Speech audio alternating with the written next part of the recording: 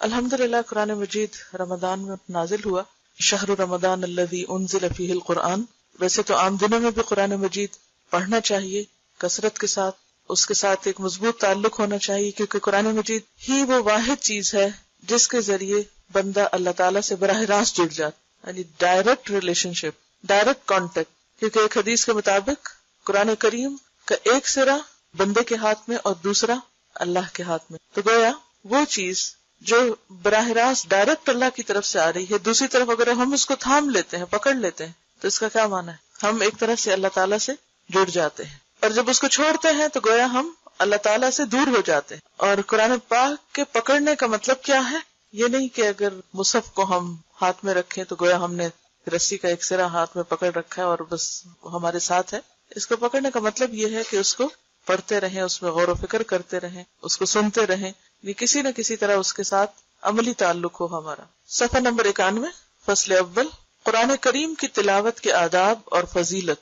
قرآن کریم کی سب سے بڑی فضیلت یہ ہے کہ وہ اللہ تعالیٰ کا کلام ہے۔ باقی تمام چیزیں کیا ہیں؟ اللہ تعالیٰ کی تخلیق، کریشن، اور قرآن واحد ہے جو اللہ کا کلام ہے۔ تو کریشن اور سپیچ میں فرق ہے نا۔ اللہ تعالیٰ نے بہت سی آیات میں خود اس کی عظمت بیان فرمائی ہے۔ فرمایا ھذا کتاب انزلناہ مبارک، اور ہم نے اس کتاب کو اتارا، یہ برکت والی ہے، یعنی خیر و بھلائی سے بھرپور ہے۔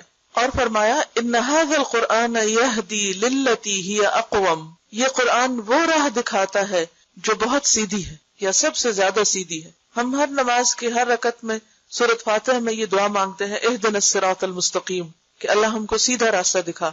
تو وہ راستہ کہاں سے نظر آئے گا؟ کون بتائے گا؟ کون دکھائے گا؟ قرآن۔ ان ھذا القرآن، یقیناً یہ قرآن، یہدی، ہدایت دیتا ہے، راستہ دکھاتا ہے، للتی، وہ جو ہی اقوم، سب سے زیادہ درست، سیدھا اور اسٹریٹ ہے، جس میں کوئی کجی نہیں۔ اور اگر کوئی شخص قرآن چھوڑ کر کسی اور ذریعے سے ہدایت پانا چاہے تو وہ نہیں پا سکتا۔ اور فرمایا لا یأتیہ الباطل من بین یدیہ ولا من خلفہ، باطل نہ سامنے سے اس پر آ سکتا ہے نہ پیچھے سے، یعنی اس کتاب میں کسی قسم کی کوئی مداخلت نہیں ہو سکتی، اس کے الفاظ میں، اس کے کلام میں کچھ بھی اور داخل نہیں کیا جا سکتا، نہ نکالا جا سکتا ہے۔ یہ ایک مضبوط کلام ہے، اللہ تعالیٰ نے اس کی حفاظت کا ذمہ لیا ہے۔ بخاری شریف کے افراد میں حضرت عثمان بن عفان رضی اللہ عنہ کی حدیث ہے۔ افراد کا کیا معنی ہے؟ افراد بخاری شریف کے افراد میں، آپ نے لفظ متفق علیہ سنا، کیا مطلب ہے جسے بخاری اور مسلم نے روایت کیا ہے؟ اور افراد کا پھر کیا معنی ہوگا؟ اکیلے بخاری نے جس کا روایت کی۔ نبی صلی اللہ علیہ وسلم نے فرمایا تم میں سے بہترین آدمی وہ ہے جو قرآن سیکھے اور سکھائے، خیرکم من تعلم القرآن وعلمہ۔ اور حضرت انس رضی اللہ عنہ نے کہا رسول اللہ صلی اللہ علیہ وسلم نے فرمایا کچھ بندے اللہ تعالیٰ کا اہل و عیال ہیں۔ کہا گیا اے اللہ کے رسول صلی اللہ علیہ وسلم وہ کون لوگ ہیں، یعنی جن کو اللہ نے اپنا اہل و عیال کہا ہے؟ تو فرمایا قرآن والے ہی اللہ کا اہل و عیال اور اس کے خاص بندے ہیں۔ اسے نسائی نے روایت کیا ہے اور حدیث صحیح ہے۔ اہل و عیال کون ہوتا ہے؟ کس کو کہتے ہیں؟ فیملی کو۔ ویسے تو اللہ کا کوئی بیٹا نہیں، کوئی بیوی نہیں، کوئی رشتہ دار نہیں، لیکن قرآن والوں کو اللہ تعالیٰ نے اپنے فیملی کس اعتبار سے کہا ہے؟ ان کو عزت اور تشریف اور اعلیٰ مقام دینے کے لیے۔ فیملی سے کیوں تشبیہ دی؟ کہ فیملی کیوں کہا؟ اہل و عیال کیوں کہا ہے؟ کلوز، کیونکہ انسان کے سب سے زیادہ قریب اس کے اہل و عیال ہوتے ہیں۔ ہم میں سے ہر شخص چاہتا ہے کہ وہ اللہ کا مقرب بندہ بنے، اللہ کے قریب ہو، اللہ کا قرب اس کو نصیب ہو، اسے اللہ کی محبت نصیب ہو، وہ اللہ تعالیٰ کے خاص خاص خاص بندوں میں شمار ہو۔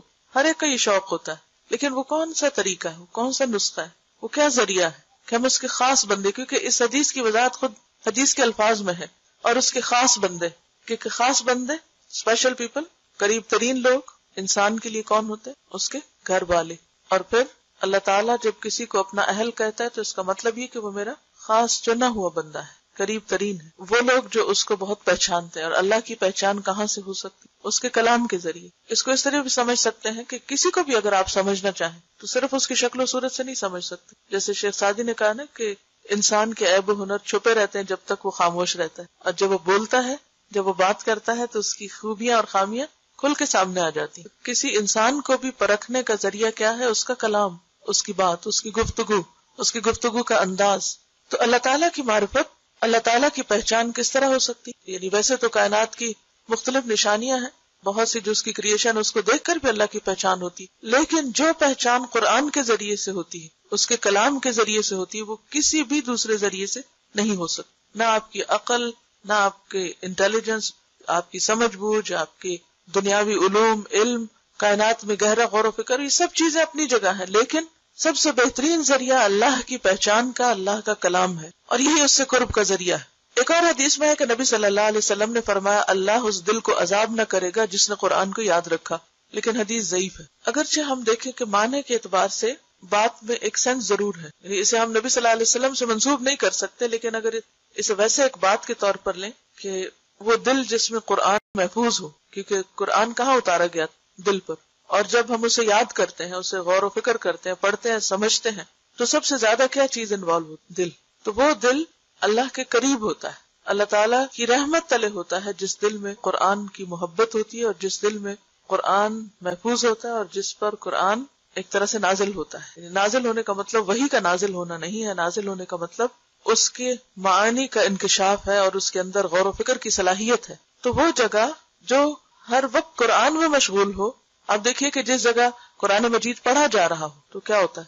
اس جگہ پر رحمت اور سکینت نازل ہوتی ہے. حدیث میں آتا ہے نا، مجتمع قوم فی بیت من بیوت اللہ یتلون کتاب اللہ ویتدارسونہ بینہم الا ونزلت علیہم السکینہ وغشیتہم الرحمہ وحفتہم الملائکہ، کہ جب بھی کچھ لوگ اللہ کے گھروں میں سے کسی گھر میں اکٹھے ہو کر کیا کرتے ہیں؟ جمع ہو کر یتلون کتاب اللہ، اللہ کی کتاب پڑھتے، ویتدارسونہ بینہم، اور آپس میں اس کو سیکھتے سکھاتے ہیں، الا ونزلت علیہم السکینہ، مگر ان پر سکینت اترنے لگتی، غشیتہم الرحمہ، رحمت ان کو ڈھانپ لیتی، حفتہم الملائکہ، ملائکہ ان کو اپنے گھیرے میں لے لیتے ہیں.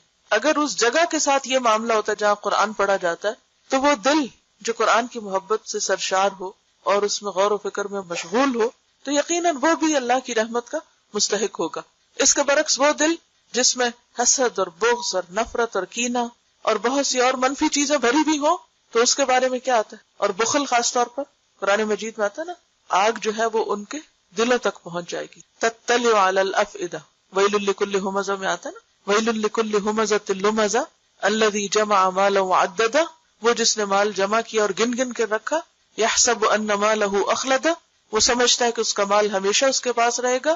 کلا، ہرگز نہیں، لینبذن فی الحطمہ، وہ ضرور بضرور توڑ پھوڑ دینے والی میں پھینکا جائے گا. حطمہ جہنم کا ایک نام ہے. وما ادراک ما الحطمہ، اور تمہیں کیا معلوم کہ حطمہ کیا ہے؟ نار اللہ، اللہ کی آگ، الموقدہ، جو بھڑکائی جا چکی، التی تطلع علی الافئدہ، وہ جو دلوں کو جا پکڑے گی. ویسے تو آگ سارے جسم کو پکڑے گی، لیکن خصوصی طور پر دل کو کیوں جا کے پکڑے گی؟ کیونکہ دل ہی مرکز تھا دنیا کی محبت کا. دل میں ہی یہ بخل اور مال کی محبت اور سارا وقت بس وہی کیلکولیشنز کرتے رہنا اور ان کیلکولیشن سے باہر ہی نہ نکلنا، اور باقی ہر چیز کو بھلا کر صرف اور صرف اسی چیز میں مشغول ہونا، اور اللہ کی یاد اور اللہ کی محبت اور اللہ کی بھیجی ہوئی ہدایت اس سے بالکل غافل ہو کے جینا، یہ اس بات کی علامت ہے کہ وہ سزا بھی خاص طور پر وہاں تک پہنچے گی. اور پھر یہ کہ کوئی بھی چیز جو دل تک پہنچ جاتی ہے وہ کہاں تک جاتی؟ مثلا آپ دیکھیں آپ کے بلڈ میں کلاٹس ہوتے ہیں، لیکن جب وہ کلاٹ دل تک پہنچ جائے پھر کیا ہوتا ہے؟ ہارٹ اٹیک ہو جاتا ہے. دل تک کوئی بھی چیز جو پہنچتی ہے وہ پوری باڈی میں آٹومیٹکلی پہنچ جاتی. تو آگ کو بھی دل تک پہنچایا گیا تاکہ وہ پورے جسم کو اپنی لپیٹ میں لے لے. اسی طرح بنی اسرائیل کے بارے میں آتا ہے وہ اشربوا فی قلوبہم العجلہ، ان کے دل جو تھے وہ بچڑے کی محبت پلائے گئے. تو محبت کا مرکز بھی وہی ہے، جو چیز دل میں سما جائے پھر اس کا اثر پورے جسم پر آ جاتا ہے، پورا جسم اس سے سرشار ہو. تو آپ نے دیکھا ہوگا کہ جب قرآن آپ کو سمجھ آنے لگتا ہے، یہ قرآن کی تاثیر ہوتی ہے آپ کے اوپر، تو وہ دل تک پہنچ کر پورے جسم کے ایک ایک بال اور کھال جو ہے وہ اس سے متاثر ہو جائے. تقشعر منہ جلود الذین آمنوا، پھر ان کی جلد جو ہے ان کے رونگٹے کھڑے ہو جاتے ہیں جب ان پر قرآن کی آیات پڑھی جاتی، تو وہ دل کو ہٹ کرتی ہیں اور پھر وہاں سے پورے جسم پر اس کا اثر جاتا ہے. اور ابن عمر رضی اللہ عنہما نے کہا کہ نبی صلی اللہ علیہ وسلم نے فرمایا قرآن والے سے کہا جائے گا پڑھتا جا اور چڑھتا جا، یعنی اوپر اوپر جاتے جاؤ، اور ترتیل سے پڑھ، ترتیل سے، جیسے کہ سورۃ مزمل میں آتا ہے وَرَتِّلِ الْقُرْآنَ ترتیلا، اور قرآن کو آہستہ آہستہ ٹھہر کر پڑھو، یعنی اس کا حق ادا کرتے ہوئے. ایسا نہ پڑھو کہ آدھے حرف پڑھے جائیں اور آدھے نہیں، یعنی یتلونہ حق تلاوتہ، تلاوت کا حق ادا کرتے ہوئے پڑھنا چاہیے، جیسا کہ تو دنیا میں پڑھا کرتا تھا. اور اگر کوئی دنیا میں ترتیل سے نہیں پڑھتا اور درست نہیں پڑھتا تو پھر کیا ہے؟ وہ قیامت کے دن اچانک ہی کہیں سے ترتیل شروع کر دے گا؟ نہیں. جو کچھ آپ یہاں کرتے ہیں، جس چیز پر آپ کا خاتمہ ہوگا، آپ کی کل یعنی آخرت کا آغاز وہیں سے ہوگا. ویسے ہی آپ اٹھیں گے، وہی کچھ کریں گے جو یہاں کر رہے ہیں. کیونکہ آخرت دراصل کیا ہے؟ تصویر کا دوسرا رخ. مثلا پیپر پہ آپ کچھ لکھتے ہیں، جیسے یہ لکھا ہوا ہے، تو دوسری طرف کیا نظر آئے گا؟ وہی جو اس طرف لکھا ہوا. تو آج آپ دنیا کی اپنی زندگی کی کتاب میں اس طرف لکھ رہے ہیں، کل آپ کو بعین ہی وہی چیز نظر آئے گی. وہ تبدیل نہیں ہوگی کہ وہاں جا کے وہ کچھ اور بن جائے. تو جیسی کتاب ہم اپنی وہاں دیکھنا چاہتے ہیں، ویسی ہی یہاں لکھنی ہوگی، ویسی ہی بنانی ہوگی. تو اسے کہا جائے گا کہ پڑھتا جا اور چڑھتا جا اور ترتیل سے پڑھ، جیسا کہ تو دنیا میں پڑھا کرتا تھا. یعنی صرف اتنا نہیں کہا کہ تو ترتیل سے پڑھ، بلکہ ساتھ ہی کہا جیسا تو وہاں پڑھتا تھا. یہ ایسے ہی ہے جیسے ہم بعض اوقات کسی سے کہتے ہیں نا، اچھا تم قرآن سناؤ. اچھا وہ جو سورت فلان جگہ سنائی تھی نا، جیسے سنائی تھی ویسے ہی اب سناؤ. کیوں کہتے ہیں؟ کیونکہ وہ پسندیدہ حالت ہوتی ہے. تو اسی طرح اللہ تعالیٰ کسی آواز پر اتنا کان نہیں دھرتا جتنا نبی کی اس آواز پر جو وہ قرآن کو خوش الحانی کے ساتھ پڑھتا. تو اگرچہ اس حدیث میں نبی کے الفاظ استعمال ہوئے ہیں، لیکن نبی کے بعد بھی جو لوگ خوبصورتی کے ساتھ قرآن پڑھتے ہیں تو اپنی خوبصورت آوازوں اور اپنے خوبصورت انداز کے ذریعے اللہ کی رحمت کو متوجہ کرتے ہیں. تو اسے وہاں بھی کہا جائے گا جیسے خوبصورت تم دنیا میں پڑھتے تھے، جتنا اہتمام تم اس کے ساتھ دنیا میں کرتے تھے، ویسے ہی اب پڑھو، ویسا ہی شروع کرو دوبارہ. تیری منزل وہاں ہے جہاں تجھے تیری آخری آیت کی قرات پہنچا دے. یعنی تمہارا مقام اتنا ہی بلند ہوگا. آپ نے کبھی دیکھا ہوگا مختلف چیزوں کا جب گراف بنتا ہے تو اس میں بعض اوقات کمپیریزن ہوتا ہے، مثلا ایئرلی مختلف چیزوں کی پروڈکشن یا مختلف چیزوں کی پروگرس کا جب گراف بناتے ہیں تو اسے 2005 میں گراف اتنا ہے، پھر 6 میں اتنا تھا، 7 میں اتنا تھا. تو آپ نے دیکھا ہوگا کہ جتنی کوئی محنت یا کوشش کرتا ہے اس کے مطابق ہی اس کا گراف اونچا جاتا ہے. تو جو شخص جتنی خوبصورتی کے ساتھ، جتنی توجہ کے ساتھ، جتنے اچھے طریقے سے دنیا میں قرآن پڑھتا ہے، اسی طریقے سے جب وہ آخرت میں پڑھنا شروع کرے گا تو اس کا گراف اتنا ہی بلند ہوگا، اس کا مقام اور اس کی جگہ جنت میں اور اس کا جو گھر ہوگا اتنا ہی بلند ہوگا. پہلے بھی شاید آپ سے بات ہوئی تھی کہ جنت کے جو درجے ہیں وہ اتنے ہیں جیسے ایک آسمان سے دوسرے کا فاصلہ، یا ایک اور جگہ پر آتا ہے 500 سال کے برابر، یا ایک اور جگہ پر آتا ہے کہ جیسے تم میں سے کوئی آسمان میں ستارے کو دیکھے. اب جب ہم ستاروں کو دیکھتے ہیں تو جیسے فارم ہاؤسز ہوتے ہیں دور دور اسکیٹرڈ گرین لینڈ میں، گھر چھوٹے چھوٹے ہوتے ہیں، تو ہم دور سے بازو کا دیکھ کے پہچان وہ فلاں کا گھر ہے، وہ فلاں کا گھر ہے. تو بالکل اسی طرح جو اعلیٰ درجے کے لوگ ہوں گے ان کے گھر بھی سٹارز کی طرح پورے اس میں بکھرے ہوئے ہوں گے، وہ فلاں کا گھر ہے، وہ فلاں کا گھر ہے. اور کس کا کتنا بلند ہے اسی اعتبار سے ہوگا جتنا اس کا قرآن کے ساتھ تعلق ہے. اگرچہ یہ نہیں کہ صرف قرآن ہی ذریعہ ہے بلند مقام حاصل کرنے کا، لیکن قرآن ایک بہترین اور سب سے اچھا ذریعہ ہے. اگرچہ صدقہ خیرات اور نمازوں میں بہت اہتمام کرنا اور دیگر عبادات میں بہترین اہتمام بھی انسان کے درجوں کی بلندی کا باعث بنے گا، لیکن خصوصی طور پر جو نص سے ہمیں دلیل ملتی ہے وہ قرآن کی قرات ہے. لیکن ہم میں سے کتنے لوگ ہیں کہ جو اپنی قرات کو درست کرنے کے لیے سچے دل سے محنت کرتے ہیں، کہتے اچھا کر لیں گے، پڑھ لیں گے، لیکن یاد رکھیے کہ یہ چیز کبھی بھی آرزو اور تمناؤں سے نہیں آتی. اس کے لیے سخت محنت کی ضرورت ہوتی، شدید کوشش کی ضرورت ہوتی. یہ نہیں ہو سکتا کہ ایک دفعہ آپ بیٹھ کے کسی سے ایک دفعہ پڑھ لیں یا کوئی اچھی قرات سن لیں اور آٹومیٹکلی آپ کی قرات خود اچھی ہو جائے گی. اس کے لیے آپ کو توجہ دینی پڑے گی. دنیا میں بھی اگر آپ کوئی باغ لگاتے ہیں تو توجہ نہ دے تو وہ سوکھ جاتا ہے. اسی طرح قرآن کی ہر آیت ایک درخت کی طرح ہے، تو اگر آپ اس کو توجہ نہیں دیں گے تو درخت سوکھ جائیں گے. تو ہر آیت الگ الگ اپنا حق مانگتی. اور obviously یہ حدیث خاص طور پر حافظ قرآن کے لیے بھی ہے، کیونکہ باقی لوگ شاید مصحف دیکھ کے بھی پڑھنے کی اجازت ملے، لیکن جو obviously سمجھ آتی ہے بات وہ یہی ہے کہ انسان کو ویسے ہی پڑھنے کے لیے کہا جائے گا جیسے دنیا میں پڑھتے تھے. جیسے پڑھتے تھے ویسے پڑھو. تو اگر زبانی پڑھتے تھے زبانی پڑھو، اور شاید دیکھ کے پڑھتے تھے، لیکن اصل جو فوکس ہے وہ قرآن کے طریقہ قرات پر ہے کہ کس انداز سے پڑھتے ہو تم. حضرت بریدہ نبی صلی اللہ علیہ وسلم سے روایت کرتے ہیں کہ آپ صلی اللہ علیہ وسلم نے فرمایا، قیامت کے دن قرآن اپنے ساتھی کو ملے گا. کون ساتھی؟ کون دوست؟ صاحب قرآن، جو قرآن پڑھتا تھا. کیونکہ قبر میں قرآن ایک دوست کی طرح ہوگا انسان کے ساتھ. تو قیامت کے دن بھی قرآن اپنے ساتھی کو ملے گا، جبکہ وہ قبر سے کمزور اور زرد رنگ نکلے گا. یعنی قبر سے جب اٹھایا جائے گا تو وہ کمزور، ویک، زرد رنگ کا ہوگا. وہ کیوں؟ انسان قبر سے نکل کے ایسا کیوں ہوگا؟ اور یہ بھی حسن حدیث ہے، مسند احمد کی روایت ہے. یہ بیسیکلی قیامت کے دن قبروں سے جب لوگ نکلیں گے تو صاحب قرآن جب اٹھے گا تو کمزور ہوگا، زرد رنگ کا ہوگا. کیوں؟ قبر میں رہنے کی وجہ سے یا کسی اور وجہ سے؟ خوف سے اور دنیا میں قرآن پڑھنے کی وجہ سے قرآن کے ساتھ گہرا تعلق رکھنے کی وجہ سے جو اس کی حالت ہو گئی تھی اس کے ساتھ ہی وہ فوت ہوا، اسی حال پہ دفن ہوا، اسی طرح اٹھے گا۔ قرآن پاک میں منافقین کی صفت کیا آتی؟ اذا رأیتہم تعجبک اجسامہم، جب تم انہیں دیکھو تو ان کے جسم تمہیں بہت متاثر کریں، کیونکہ ان کی ساری توجہ کس پر؟ جسموں کی طرف۔ اور بات یہ ہے کہ اگر آپ کسی فٹنس پروگرام میں شریک ہو جائیں تو پھر آپ کسی اور چیز کی طرف توجہ نہیں کر سکتے، اور اگر آپ قرآن پروگرام میں شریک ہو جائیں تو پھر جسم متاثر ہوتے ہیں۔ اور کثرت قرات جو ہے یا قرآن کے ساتھ جو مشغولیت ہے وہ بہرحال انسان کو، کیونکہ قرآن وہ کلام ہے جو پہاڑ پہ اتارا جاتا تو کیا ہوتا؟ لو انزلنا هذا القرآن على جبل لرأيته خاشعا متصدعا من خشية الله، اگر ہم یہ قرآن پہاڑ پر اتارتے تو تم دیکھتے کہ پہاڑ اللہ کی خشیت سے دب جاتا، ٹکڑے ٹکڑے ہو جاتا، خاشع خشوع سے جھک جاتا، دب جاتا، یعنی بیٹھ جاتا۔ اس کی وہ جو اونچائی ہے نا، وہ جو چوٹی اٹھی ہوئی ہے، وہ اٹھی ہوئی چوٹی نہ رہتی بلکہ کیا ہوتی؟ دب جاتی، یعنی اتنی اس کے اندر تواضع آ جاتی۔ پہاڑ اصل میں ایک گرینڈر اور ایک تکبر کی علامت بھی کہ جب قرآن پاک میں تکبر والی چال کا ذکر آتا ہے تو وہاں پر آتا ہے انک لن تخرق الارض ولن تبلغ الجبال طولا، تم پہاڑوں کی بلندی کو نہیں پہنچ سکتے۔ تو وہ پہاڑوں کی جو اونچائی اور بلندی ہے ایک سمبل بھی ہے اونچا ہونے کا۔ تو پہاڑ بھی قرآن کی وجہ سے کیا ہو جاتے؟ ان کا تکبر اور ان کی اونچائی اور بڑائی ختم ہو جاتی، بیٹھ جاتے، اور صرف بیٹھتے ہی نہ متصدعاً ٹکڑے ٹکڑے ہوتے۔ اگر آپ نے کبھی کوئی سین دیکھا ہو ڈائنامائٹ سے پہاڑ کو توڑنے کا تو آپ دیکھیں چھوٹی چھوٹی اس کی جو کرچیاں ہوتی ہیں نا وہ یوں اڑ رہی ہوتی دھول بن کے، اور کیا انسان متاثر نہ ہوگا؟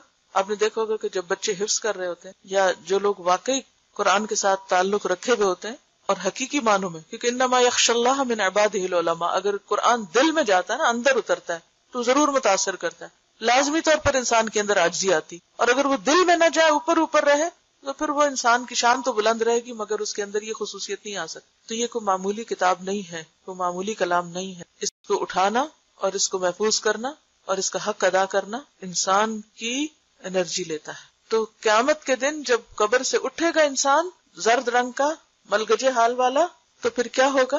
قرآن فوراً آ جائے گا ملاقات کے، سوچیے، اور کہے گا کیا تو مجھے پہچانتا ہے؟ مجھے جانتے ہو؟ پہچانو میں کون ہوں۔ ایسا کب ہوتا ہے؟ جب آپ کو کوئی بچھڑا ہوا دوست بہت عرصے کے بعد ملے، مثلا بچپن کی دوست، اب اگر آپ کو ملے، جیسے اگر آپ کی 40-50 عمر ہو گئی ہے، اسکول کے، کالج کے، تو سب کے حلیے بدلے ہوئے ہوتے ہیں نا، سب کی شکلوں میں کچھ نہ کچھ فرق آ چکا ہوتا ہے، فٹنس ہر چیز بدل چکی، پھر کیا کہتے ہیں؟ پہچانتے ہو مجھے؟ کون ہوں میں؟ وہی تمہارا وہ ساتھی جو فلاں جگہ تمہارے ساتھ پڑا تھا۔ تو قرآن بھی کہے گا کیا تو مجھے پہچانتا ہے؟ وہ کہے گا میں نہیں پہچانتا۔ کیوں کہے گا؟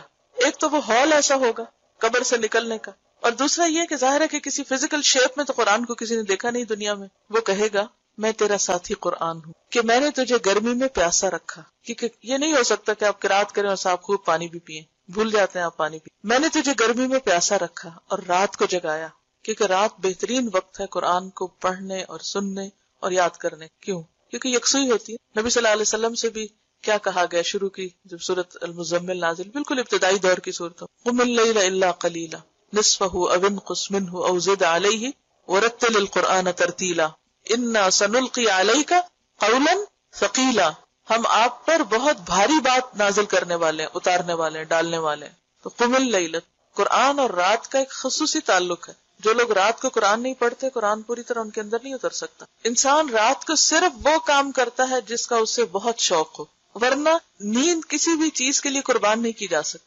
انسان نیند کس چیز کے لیے قربان کر سکتا؟ آپ کب جاگتے ہیں؟ سوچیں، اب جن لوگوں کو ٹیلی ویژن دیکھنے کا شوق ہوتا ہے، کوئی خاص شو دیکھنے کا، ان کی محبت اس میں ہے تو وہ کیا کرتے ہیں؟ رات رات بھر جاگ کے فلمیں دیکھتے ہیں۔ اسی طرح جب کوئی عزیز دوست آئیں تو عموماً آپ کیا کرتے ہیں؟ کوئی رشتے دار آئیں آپ کے یہاں، تو خیر تجربہ کم ہی ہوتا ہوگا آپ کو، لیکن عموماً شادیوں وغیرہ میں لوگ اکٹھے ہوتے ہیں بہت عرصے کے بعد، تو پھر کیا کرتے ہیں؟ رات کو جاگ کے بہت دیر باتیں۔ آپ صرف اپنی محبوب چیز کے لیے رات کو جاگ سکتے ہیں، کیونکہ نیند اس سب کو بہت پیاری ہوتی، نیند کو صرف محبوب چیز کے لیے قربان کیا جا سکتا۔ تو واقعی جس کو قرآن سے محبت ہوگی وہ قرآن کے لیے اپنی نیند چھوڑے گا۔ تو قرآن کہے گا میں تیرا دوست ہوں، میں نے تجھے گرمی میں پیاسا رکھا اور رات کو جگایا۔ اور ہر تاجر اپنی تجارت کے پیچھے ہے، ہر تاجر اپنی تجارت کے پیچھے ہے، اور میں آج تیرے لیے ہر تجارت سے اچھا ہوں۔ یعنی لوگ دنیا کے کاروبار میں لگے رہے، دنیا کا مال کمانے میں، دنیا کے پیچھے بھاگتے رہے، جابز کے پیچھے اور چیزوں کے پیچھے۔ چلے مردوں کی تو پھر ایک ضرورت ہوتی ہے، لیکن آج کے دور میں تو عورتوں کے لیے بھی جاب کرنا فرض سمجھ لیا گیا کہ وہ ضرور پیسے کمائیں، اور اگر وہ نہیں کرتی شاید وہ کوئی جرم کر رہی.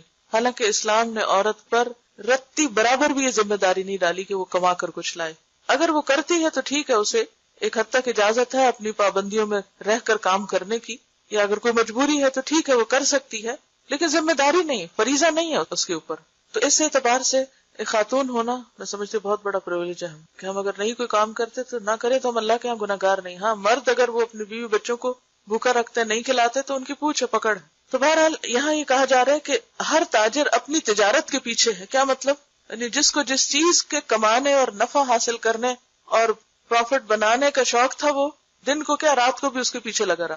اور میں آج تیرے لیے ہر تجارت سے اچھا ہوں. قرآن مجید میں بھی آتا نا، ہوا خیر مما یجمعون. یہ قرآن بہتر ہے ہر اس چیز سے جسے لوگ جمع کر رہے ہیں. مثلا آج ستمبر کی کون سی تاریخ؟ 5. آپ لوگوں نے 7 ستمبر سے قرآن پڑھنا شروع کیا تھا، تقریباً 1 سال ہونے کو. اس 1 سال میں آپ نے سورۃ یاسین تک قرآن کو جمع کیا، اس کا ترجمہ یاد کیا، اس کے معنی کو سمجھا، جس حد تک بھی جس سے جو محنت ہوئی، کوشش ہوئی، آپ نے سمیٹا اس کو. ہر ایک کا سمیٹنا فرق ہے نا، سب نے ایک جیسا نہیں دیا، تو سب کو برابر کر گیا، لیکن ہر ایک نے جمع اپنے اپنے ظرف یا برتن یا کیپیسٹی کے اعتبار سے کیا اس کو. لیکن کچھ لوگ سوچتے رہے کس چیز نے روکا ان کو یہاں آنے سے، مثلا کسی جاب نے یا کسی اور ایسے ہی کام نے. اس 1 سال میں انہوں نے کتنا مال کما لیا ہوگا، کتنے پیسے کما لیے، اس سے کتنا کچھ کیا بنا لیں گے. ہو سکتا ہے ان کی ضرورت ہے تو ایک الگ بات ہے، لیکن اگر صرف شوق ہے، کئی لوگ صرف جاب کس لیے کرتے ہیں کہ اتنا پڑھا تو اب گھر بیٹھ جائیں، کہ میری سیٹسفیکشن نہیں ہوتی. تو اگر صرف شوق کے لیے مال جمع کیا، وہ مال کہاں رکھا ہوگا؟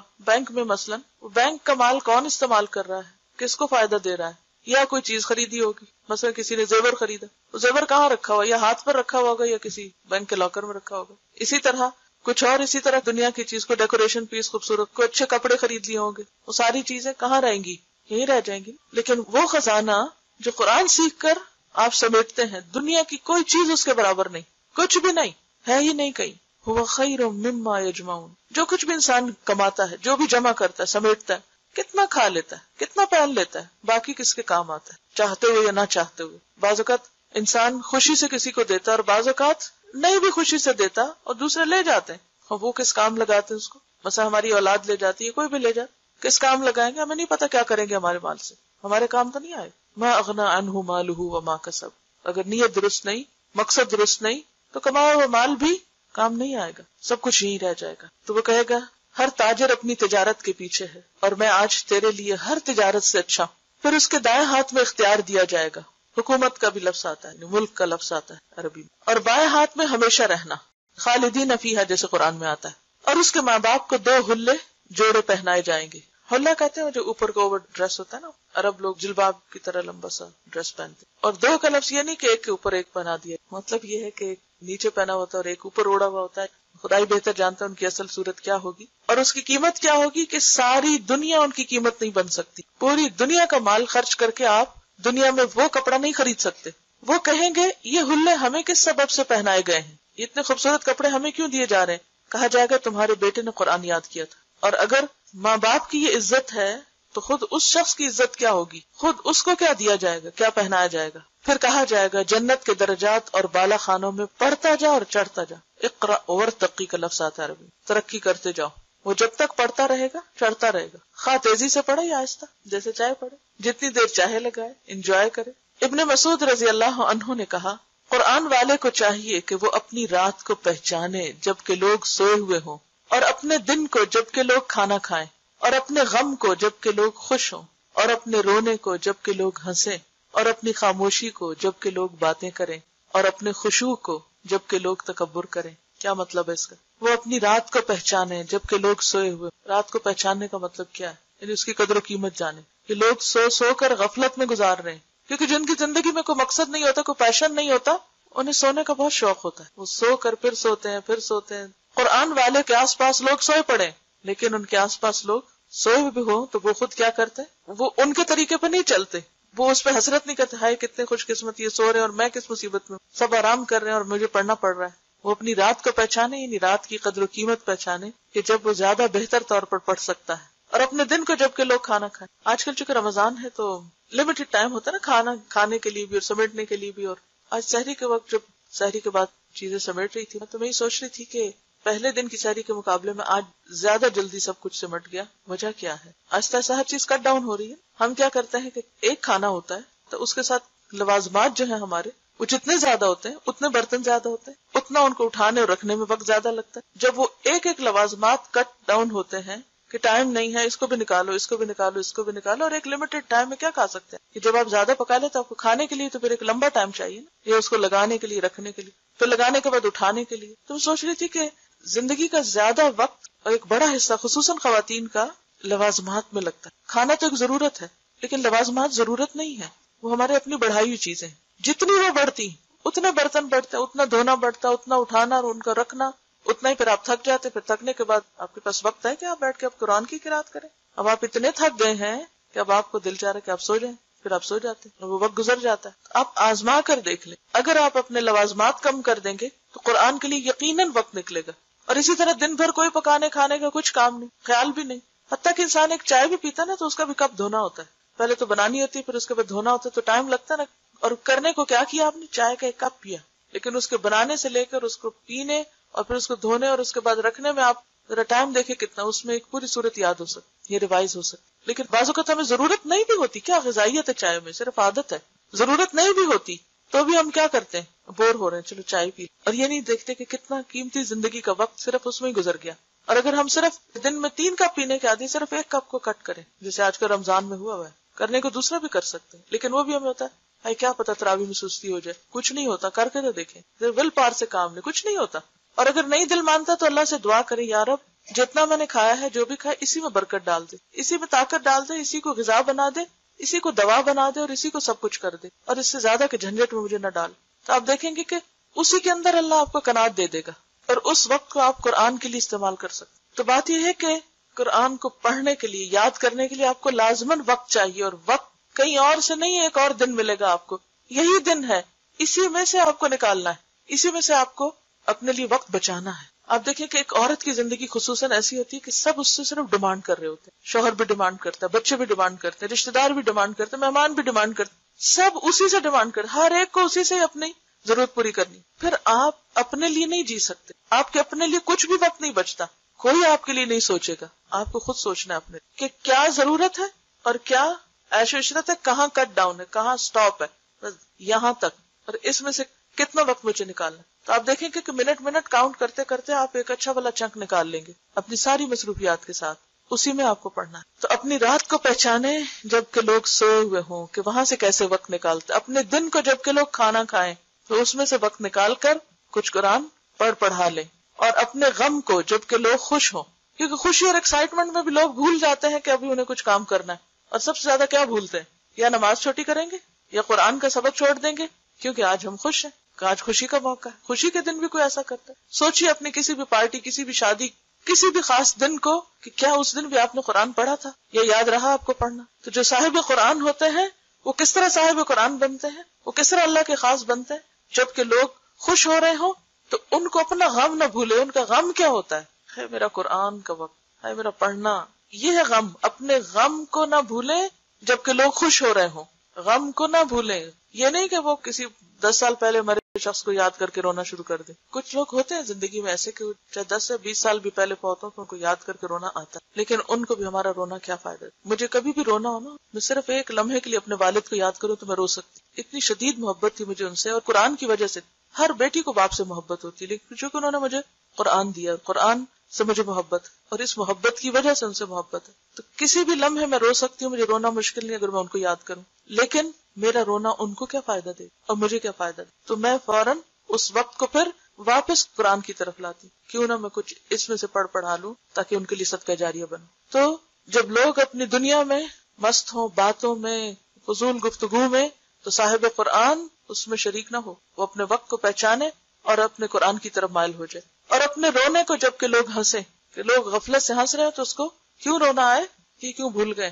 اور اپنی خاموشی کو جب کہ لوگ باتیں کریں، کیونکہ انہی باتوں میں سے وقت نکلے گا آپ کے قرآن پڑھنے کے لیے. اور اپنے خشوع کو جب کہ لوگ تکبر کریں. لوگ کس بات پہ اکڑتے ہیں؟ دنیا کے مال و دولت پہ. کوئی اپنے حسن پہ اترا رہا ہے، اور کوئی اپنے لباس پہ، اور کوئی اپنے زیور پہ، اور کوئی اپنے گھر پہ، اور کوئی اپنی جاب پہ، اور کوئی اپنی ڈگری پہ.